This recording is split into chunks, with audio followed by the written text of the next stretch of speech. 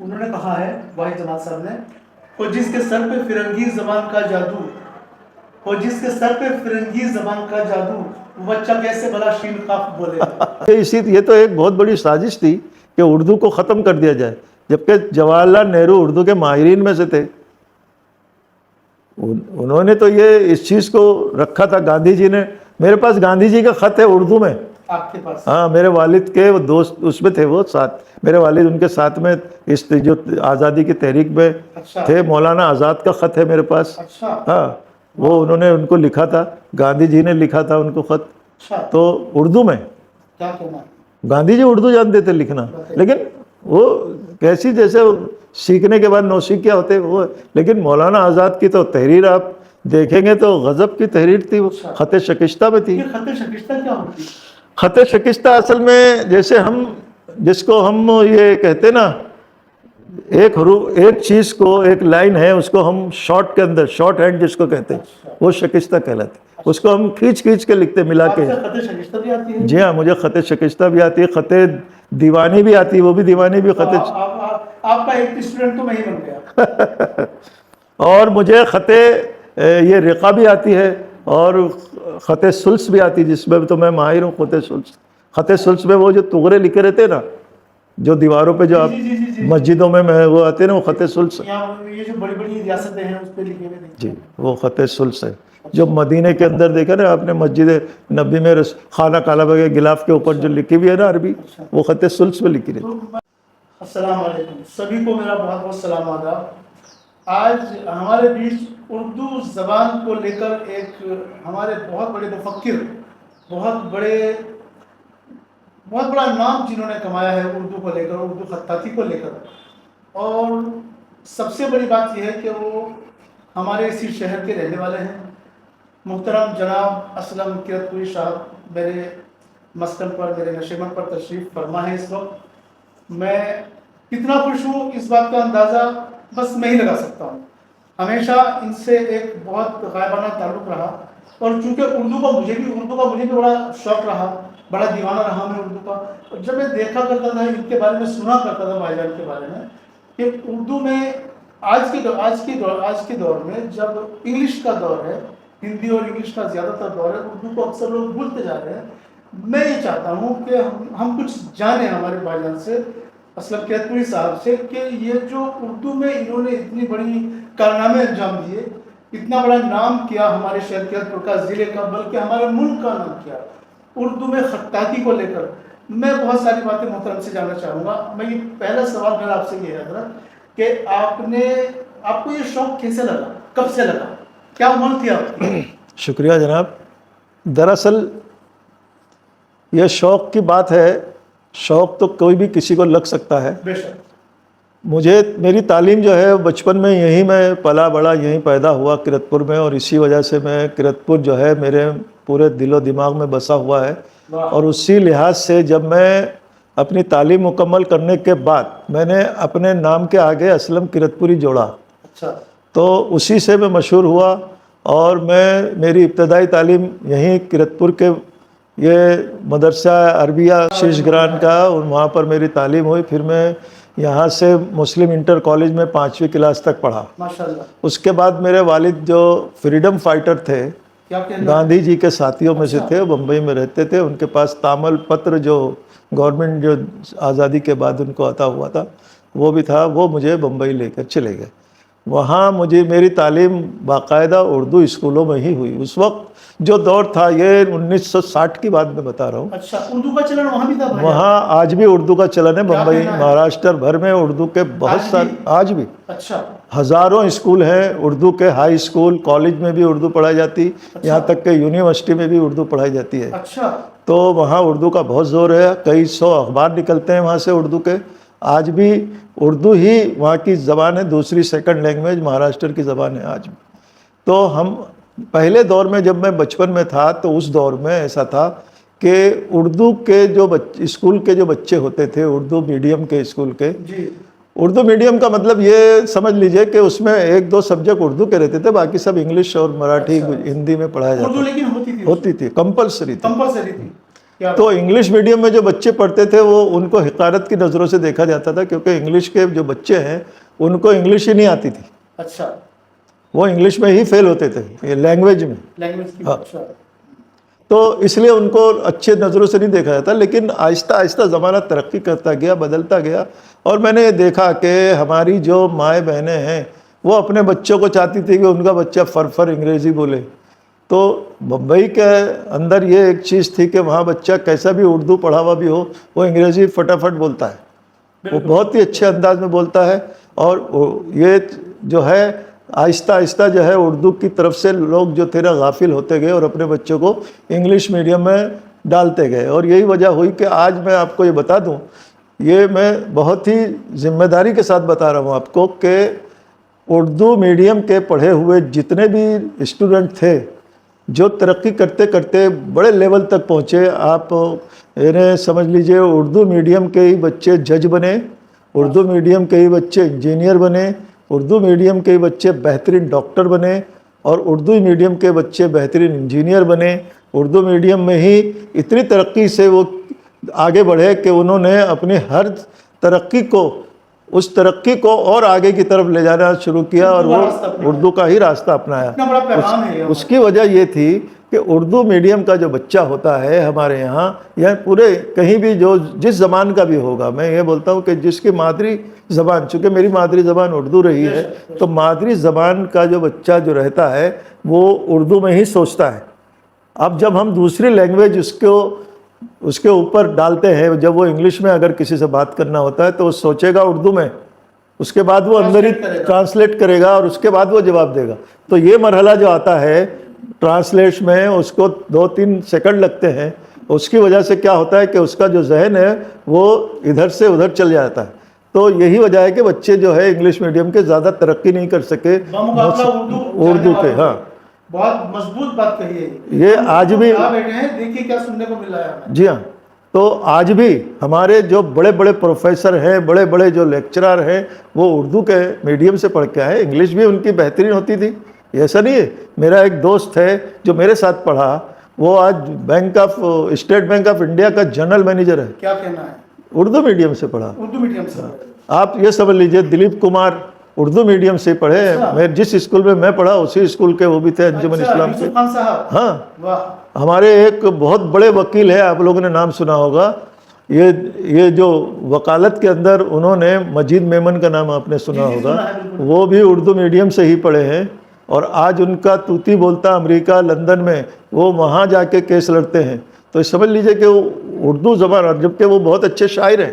مجید میمن وہ میرے دوست ہیں، بہت اچھے شاعر ہیں. اور بھی ہمارے یہاں غیر مسلم بھی پڑھتے تھے اردو میں، وہ بھی آج بہت ترقی کرتے کرتے گئے. لیکن وہ زمانے کی نزاکت کو دیکھتے ہوئے یا حالات کو دیکھتے ہوئے ماں باپ نے اپنے بچوں کو انگلش میڈیم میں ڈالا، اور انگلش میڈیم میں اتنی ترقی مسلمانوں نے نہیں کی جتنی ترقی اردو میڈیم کے دور میں ہوئی. اچھا، اب مان لیجیے آپ اس زمانے کے مقابلے آج جو میں دیکھتا ہوں، اردو کو ہمارے جو نوجوان طبقہ ہے اردو کو تقریباً بھولتا جا رہا ہے.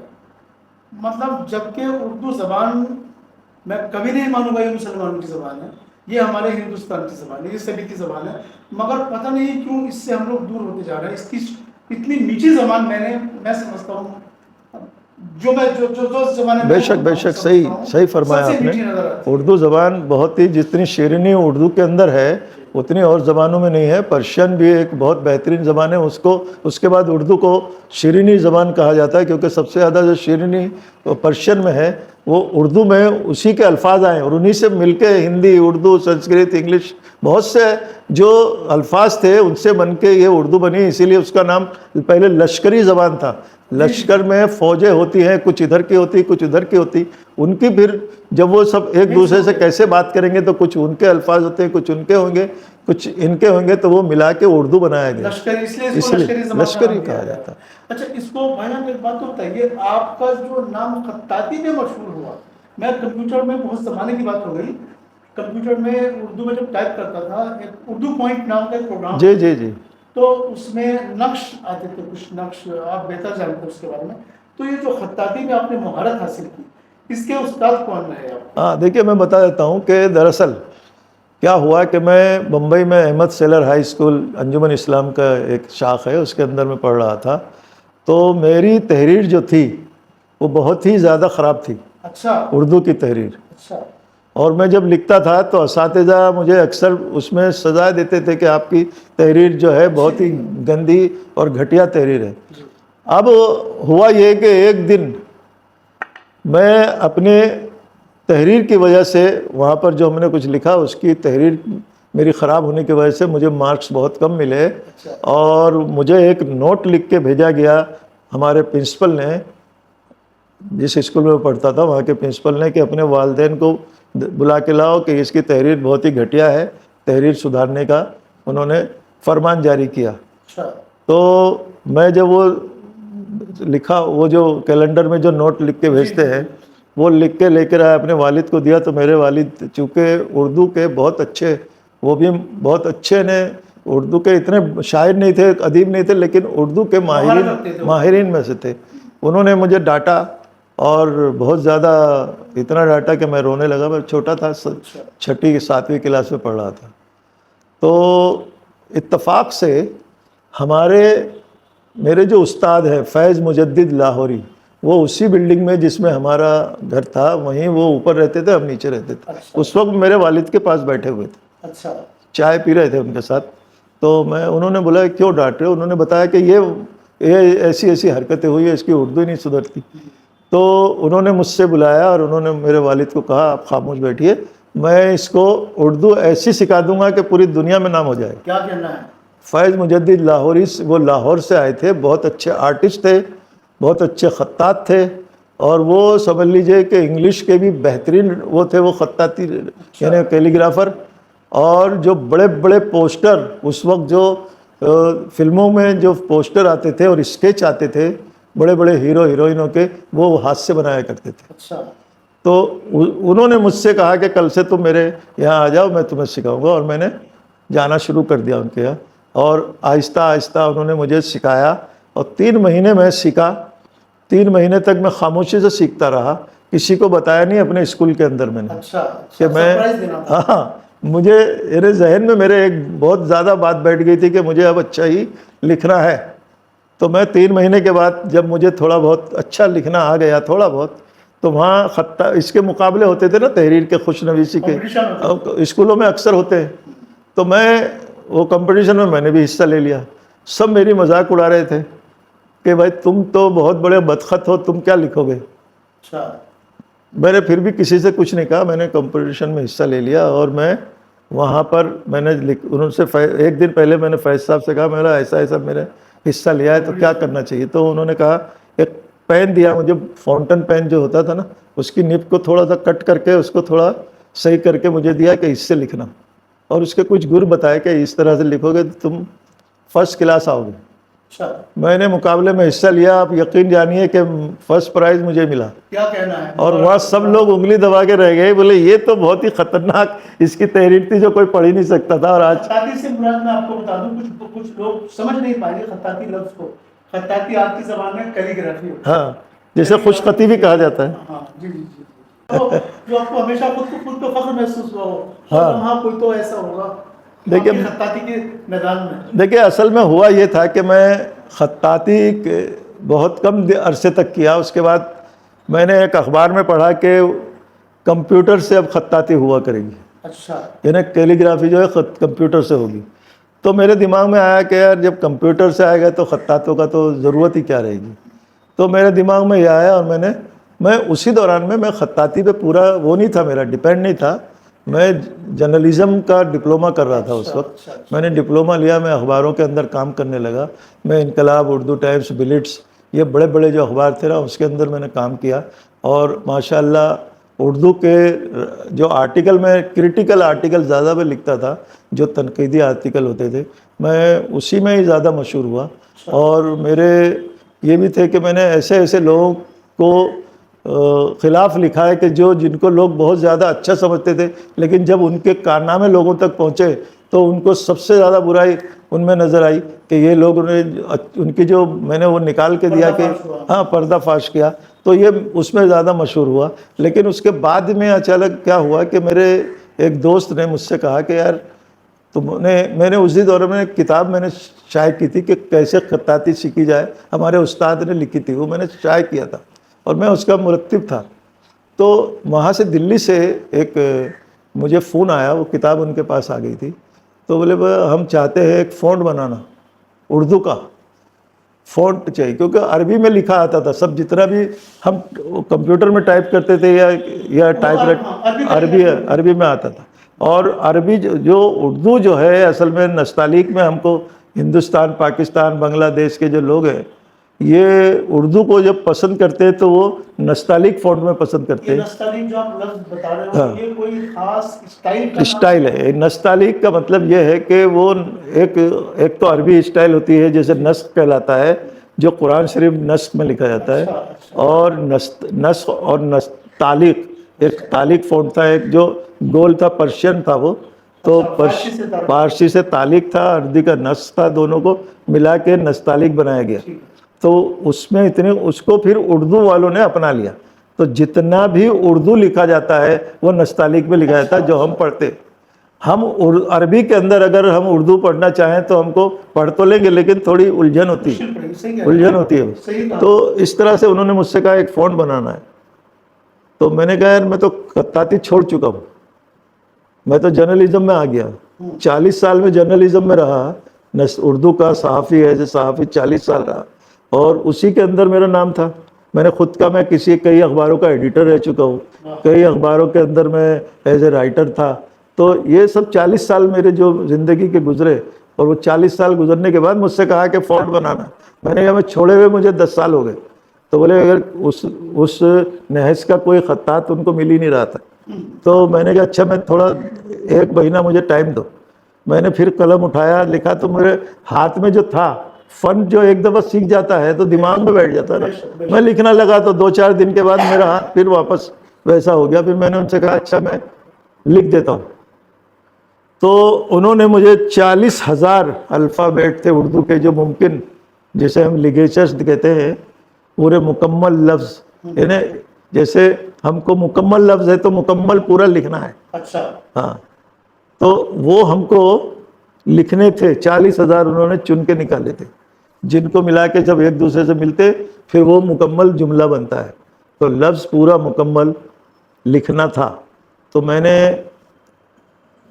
کہا ٹھیک ہے لکھیں گے. میں نے کہا ایک شرط میں رکھتا ہوں کہ میں لکھ تو دوں گا، اس فونٹ کا نام میرے استاد کے نام پہ آپ کو ڈالنا پڑے گا، میرے نام پہ نہیں چلے گا.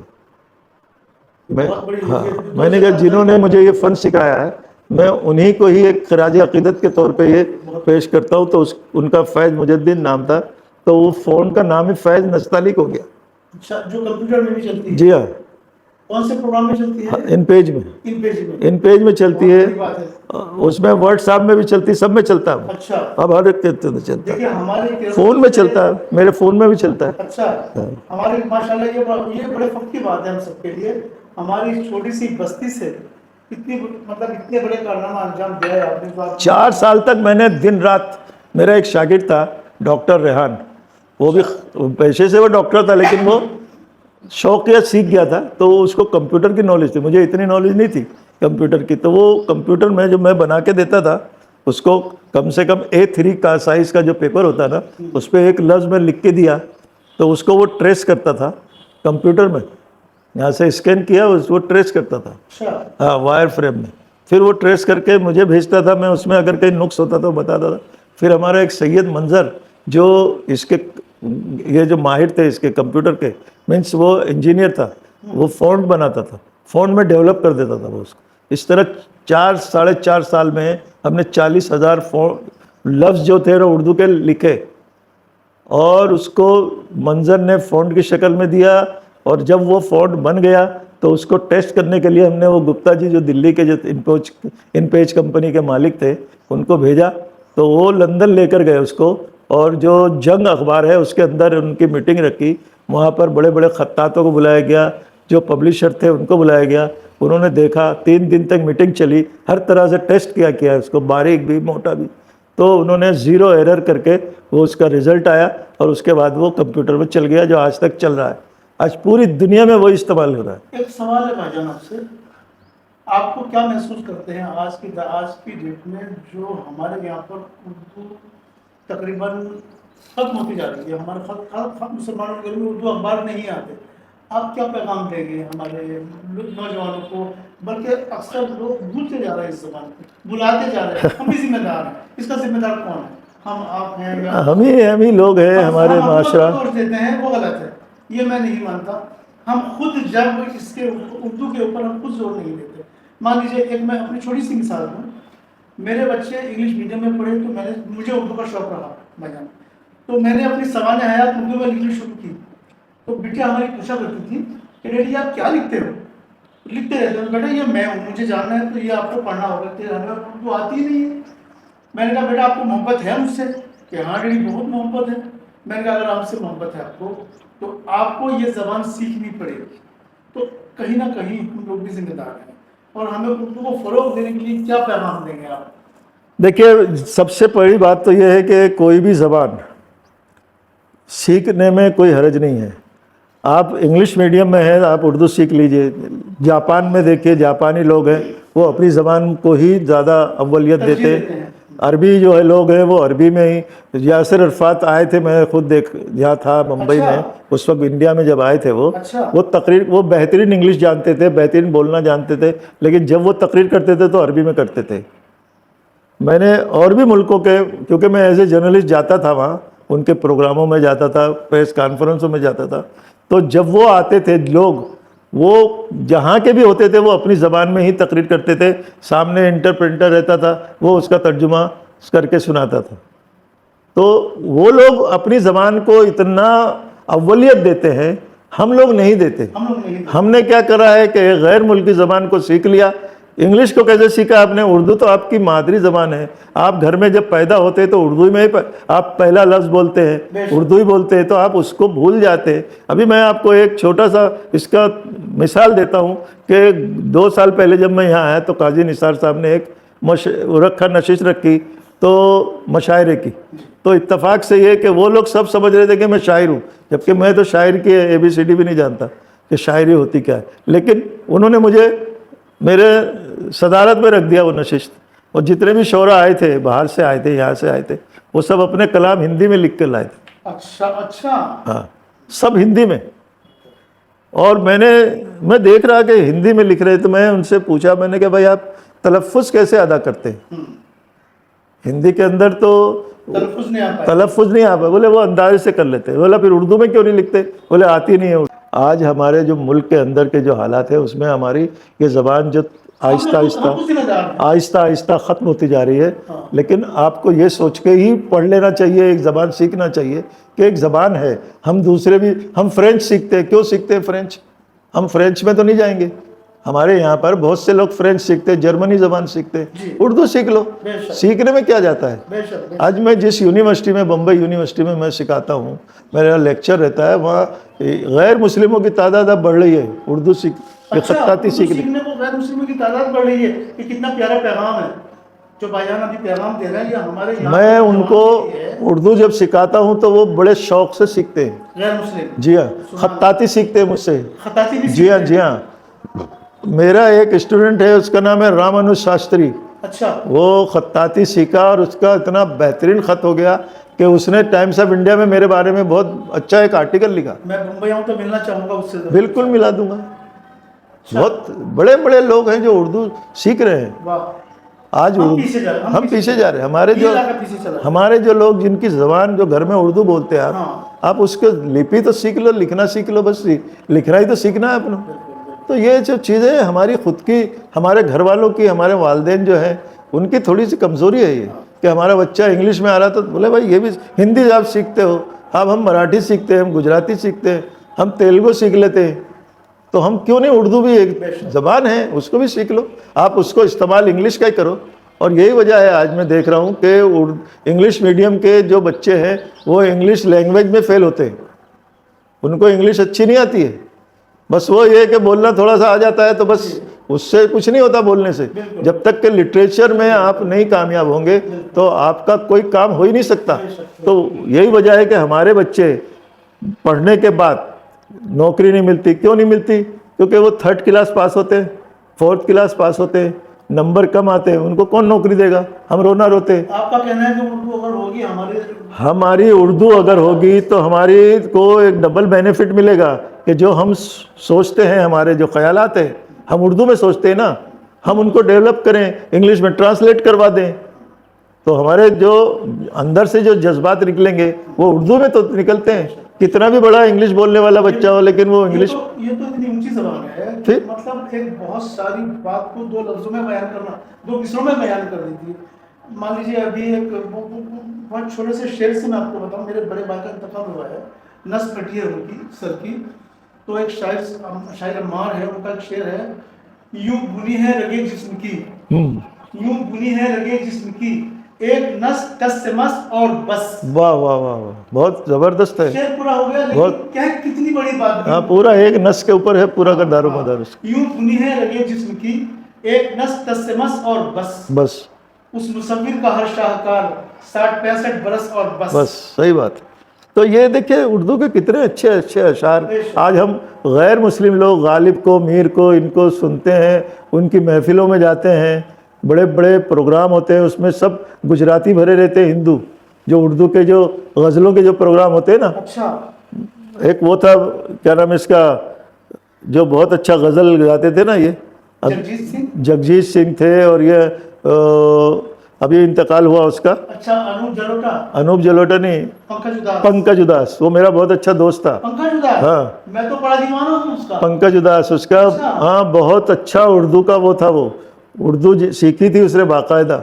उसके प्रोग्राम के अंदर हॉल जो है ना पैक रहता है। अच्छा। और सिर्फ गुजराती रहते हैं जिनको उर्दू आती नहीं, लेकिन उसकी ज़बान की जो लफ्ज़ निकलते हैं उर्दू के, वो बस उसके लिए वाह वाह वाह वाह निकलता है। रेखा को देखिए, जो रेखा है, रेखा जो मद्रासी है, फिल्म एक्ट्रेस है, मद्रासी है, वो उर्दू मेरा रुआ खड़ा हो गया उसकी उर्दू, जब वो बात करती है उर्दू में, जबकि वो मद्रास की है। मद्रास वाले उर्दू सीख ही नहीं सकते, लेकिन उसने सीखी। रेखा ने उर्दू सीखी। हाँ, अरे हमारे बहुत सारे बड़े बड़े जो वो थे, जो ओहदों पे रहते हैं, वो उर्दू के माहिर होते हैं, लेकिन उर्दू में ही आता था। उर्दू को इस्तेमाल अगर कि हमारे बच्चे, हमारी जो नस्लें हैं, बहुत कुछ खो रहे हैं। बिल्कुल, आपका ये कहना है? बहुत बुरी तरह हालत ये हो रही है कि उर्दू जिसके अंदर एक शीरनी थी, वो उसकी मिठास ख़त्म होती जा रही, और लोग जो है उससे नाबलद होते जा रहे हैं, और दूसरे लोग उससे फ़ायदा उठा रहे हैं। किरतपुर न्यूज़ की तरफ से ये एक पैगाम यंगस्टर्स को जाएगा, और मैं मशकूर हूँ, शुक्रगुजार हूँ किरतपुर न्यूज़ का, और ख़ास तौर से आपका, कि आपने ये पैगाम देने के लिए मेरे पास तशरीफ लाए, मुझे वक्त दिया, अपना कीमती वक्त खान साहब को दिया। देखिए साहब, मैं तो उर्दू के लिए अपने आप को वक्फ कर चुका हूँ। मैं बग़ैर किसी उसके वो सिखाता हूँ लोगों को कि मेरे पास जो फ़न है लोग सीख ले मुझसे, क्योंकि अभी मेरी उम्र भी 75 साल हो चुकी है। अब मैं कब तक रहूँगा? एक ना एक दिन तो मुझे भी जाना है। तो मैं चाहता हूँ मेरा पास जो फ़न है वो दूसरों तक मुंतकिल करूँ मैं, और मैं करने की कोशिश कर रहा हूँ पूरी तरीके से। मैंने ये तहिया कर लिया है, मेरा एक मिशन बन गया है कि मैं उर्दू को किसी भी तरह से दूसरों तक पहुँचाऊँ, और ख़ास तौर पर उर्दू तहरीर जो हमारी कैलीग्राफी है उसको सबको पहुंचाया जाए, और सब लोग सीखें, और उसके बाद उसमें तरक्की करें। आप जो भी लोग सुन रहे हो, ये आप भी ज़हन नशीन कर रहे हैं, इंशाअल्लाह आप भाईजान की बात को आगे बढ़ाएं, और उर्दू खत्ताती इसकी इम्पोर्टेंस को समझें। ये ऐसा ना हो कि हम गाफिल हो जाएं और उर्दू कहीं ना कहीं ख़त्म हो जाए। अब मैं हम जिम्मेदार होंगे। एक चीज़ और बता दूं आपको कि अल्लाह ने जब कुरान शरीफ के अंदर कसम खाई है कलम की, किसी भी और चीज़ की भी कसमें खाई है, कलम की कसम खाई है, वल कलम। कलम का मतलब ही क्या होता है कि लिखने के लिए इस्तेमाल किया जाता है। रसूल करीम सल्लल्लाहु अलैहि वसल्लम ने उस वक्त एक जंग के अंदर जो लोगों को, जब ये जंग जीत गए थे मुसलमान और कुफ़ार मक्का जंग हार रहे थे, तो उन्होंने कुछ कैदी आए थे पकड़ के लेकर आए थे, और वो कैदी जो थे ना बेहतरीन खत्तात थे। अच्छा। हाँ, तो रसूल करीम सल्लल्लाहु अलैहि वसल्लम ने इस शर्त पर उनको रहा किया था कि आप हमारे 10 आदमियों को एक आदमी खत्ताती सिखाए। अच्छा। हाँ, अगर 10 आदमियों को खत्ताती सिखा दी तो इस तरह कम से कम 100-200 खत्तात पैदा हो जाएंगे। अच्छा। तो ये तारीख में है, मैंने खुद पढ़ा है ये बात। अगर हमने कुछ न सीखा भाई आपसे तो होता ही रहेगी, हमारी गफलत में रहेंगे हम लोग। अल्लाह आपको इसकी जज़ा दे, और یہ آپ کا جو علم ہے پھلے پھولے، ہم بھی آگے بڑھائیں گے اپنی انشاءاللہ. دیکھیے ہم تو چاہتے ہیں بھائی، میرا یہ تحریک ہے، اس کو آگے بڑھائیے. اور میں تو ہاں ضرور بمبئی میں، بمبئی میں آپ تشریف لائیں، آئیے تشریف لائیے، انشاءاللہ ملاقات ہوگی. ہاں میں ملاؤں گا. وہ ایک نہیں، کم سے کم ابھی بھی میرے پاس 4 یا 5 اسٹوڈنٹ ہیں غیر مسلم ابھی بھی. یہ ہاں اردو کے جو آج جو لوگ بھولتے جا رہے ہیں بہت سے لفظ ایسے، لیکن مجبور ہو کر ہندی والوں کو بھی وہ استعمال کرنا پڑتا ہے. بہت سے لفظ اردو کے ایسے ہیں جو آج ہندی والے بھی استعمال کرتے ہیں، حالانکہ اس میں ایسی ہندی انہوں نے ڈال دی ہے کہ اس کو ترجمہ کرنے کے بعد وہ سمجھ میں نہیں آتا کہ کیا ہے. اب بہت سے اردو کے جو لفظ ہیں، جیسے آپ تشریف رکھیے، آئیے جناب، مجاز عالی اور مشکور ہوں، اور بھی بہت سے ایسے لفظ ہیں جو اردو کے جو عام ہونے چاہیے، تو تھے عام. اب ہم ہندی والے ہیں تو ہندی کے اندر بس ہندی کی طرف ہم بڑھ گئے تو وہی استعمال کر رہے ہیں. ہم بھی، میں خود بھی کبھی کبھی کیا ہوتا ہے کہ ابھی جب جیسے ہم نے ٹی وی دیکھ رہے ہیں یا ریڈیو سن رہے ہیں یا کوئی بھی کسی کی تقریر سن رہے ہیں، وہ ہندی میں بول رہا ہے. اب وہ ہمارے دماغ میں ایک لفظ ہے، وہ لفظ ہم ہندی میں بولنا شروع کر دیتے، ہمارے دماغ میں بھی آ جاتا ہے. اور میں سمجھتا ہوں آپ کو اردو کی اور خطاطی کی دیوانگی رہی ہوگی. دیوانگی، میں تو جب کوئی چیز سیکھتا ہوں تو دیوانگی کی حد تک پہنچ جاتا ہوں. بس یہ ہے کہ مجھے یہ ٹارگیٹ میں نے بنا لیا تھا کہ مجھے وہاں تک جانا ہے. بس کیا کچھ بھی ہو جائے مجھے وہاں وہ حاصل کرنا ہے. یہ دیوانگی کی حد تک ہی ہونا چاہیے. کوئی بھی چیز ہے دیوانگی کی حد تک، جب تک اس سے محبت نہ کرو تو وہ آپ کو حاصل نہیں ہوگی. تو آپ اردو سے بھی دیوانگی کی حد تک محبت کریں، سیکھے. بس ایک سیکھنے کی حد تک ہی سیکھے نا. ہم یہ نہیں کریں اپنے زندگی میں اس کو استعمال کرے یا اپنے آفس میں استعمال کرے. آپ سیکھیے تاکہ آپ کو آپ کے دیکھیے اب جو میں نے سیکھنے کا بیڑا اٹھایا ہے، آپ سے میں خط شکستہ سیکھوں گا. مجھے تو کچھ کام کرنا نہیں ہے اس میں، بس میرا شوق ہے. اب میں خط شکستہ آپ سے سیکھوں گا انشاءاللہ. آن لائن سکھا دوں گا میں آپ. اچھا نہیں، میں تو ہم تو چاہے پئیں گے آپ کے پاس آ کے، ہم پہنچ گے. ہاں بالکل آئیے نا، آئیے بالکل انشاءاللہ. میرے آفس میں تشریف لائیں. شکریہ ایک بار پھر، آپ نے وقت دیا، تشریف لائے، اور بہت تہ دل سے مشکور ہیں ہم کیئرفل نیوز کے. ہمارے فراز صاحب جو ہیں یہ ماشاءاللہ مطلب بہت ساری ایسی چیزوں کو اجاگر کرتے رہتے ہیں. یہ ایک بڑا انوکھا موضوع تھا، انوکھا ٹاپک تھا جس کے اوپر آیا ہے شہر کے اندر. آنا ضروری تھا. مجھے امید ہے کہ ہمارے جو شہر کے نوجوان ہیں اس سے فیضیاب ہوں گے، اس سے پریرت ہوں گے، اس سے فائدہ اٹھائیں گے، اور اٹھانا بھی چاہیے. بھائی میں تو اٹھاؤں گا. نہیں صحیح بات ہے، اٹھانا چاہیے. اور انشاءاللہ دیکھیے آج تو ہمارے بھائی جان بڑے مہمان خصوصی رہے، بہت خاص شخصیت تھے یہ تو چلے جائیں گے بامبے، آتے تو رہتے ہیں، لیکن اس کے علاوہ بھی انشاءاللہ ہمارے پروگرام، میرا پروگرام اردو کو لے کر آتا رہے گا کیئرفل نیوز کے اوپر انشاءاللہ. اور جب بھی ہماری ضرورت پڑے آپ بے جھجک ہو کے مجھے یاد کیجیے. ہر طرح سے میں تو ہر طرح سے آپ کا ساتھ دینے کو تیار. بہت شکریہ.